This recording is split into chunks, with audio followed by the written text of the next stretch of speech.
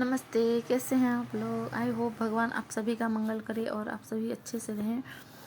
आजकल शादी माहौल में डिजिटल ज़माने के कारण पहले से ही रिश्ता होने से बातचीत और लग लगाव इतना ज़्यादा बढ़ गया है कि लगता ही नहीं कि शादी अभी बहुत लेट में होगी। जिन लोगों की शादी पेंडिंग हो गई होती है, एंगेजमेंट हो गया होता है, उन लोगों की तो अक्सर ही बात होती ही रहती है। जब वो दुल्हन अपने ससुराल में शादी करके आती है तो ऐसा लगता ही नहीं कि पराए घर में आई है। इतनी जान पहचान बढ़ गई होती है कि लगता है कि बहुत सालों से जान पहचान है और अपने किसी मतलब पहचान वाले के घर में ही आए हैं। और इस बीच में ननद, देवरानी, जेठानी सबसे इतना मिलजुल गए होते हैं कि कुछ परायापन नहीं लगता। जब नए घर में आते हैं तो सब ही अपने लगते हैं, सबका प्यार, सबका अपनापन हमें बहुत भाता है। लेकिन धीरे धीरे जब हम रिश्तों को जानने लगते हैं तब हमें पता चलता है कि अपनेपन की आड़ में हमारे साथ छल किया गया है।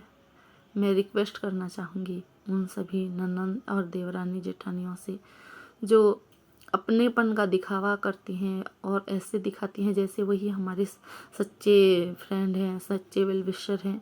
और जब हमारे पीठ पीछे वो लोग हमारी कमज़ोरी जान लेते हैं तो हमारे पीठ पीछे वो लोग उसका नाजायज़ लाभ उठाते हैं और उस लड़की के हस्बैंड को इतना भड़का देते हैं कि वो अपनी पत्नी को, अच्छा तो बहुत दूर की बात है, कुछ समझना ही नहीं चाहता। उसके लिए दुनिया की सबसे बुरी औरत उसकी वाइफ हो जाती है। तो मैं रिक्वेस्ट करूँगी उन सभी लेडीज़ लोगों से जो ननंद हैं या देवरानी हो या जेठानी हो या किसी भी रूप में है, आप भी इसी तरह से एक घर में शादी करके आई हैं, उस पराए लोगों को अपना बनाया है, फिर उस लड़की ने आपका कुछ बिगाड़ा तो नहीं होता है, फिर क्यों उसके घर को बसने से पहले ही आप उजाड़ देते हैं। प्लीज़ मेरी रिक्वेस्ट है, किसी का घर उजाड़ना बहुत बुरी बात है।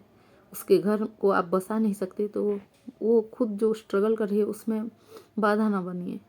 क्योंकि एक लड़की जब एक ब्याहता हो जाती है तो शादी टूटने के बाद वो कहीं की नहीं रहती। मायके वाले लेते नहीं, अपनाते नहीं, कोई और उसे अपनाता नहीं। उसका जीवन मौत से भी बदतर हो जाता है।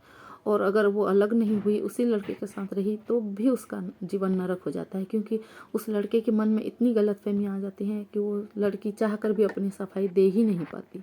तो मेरी रिक्वेस्ट है, किसी के भरोसे को मत तोड़िए। भरोसा टूटने के बाद ज़िंदगी में दोबारा नहीं बनता।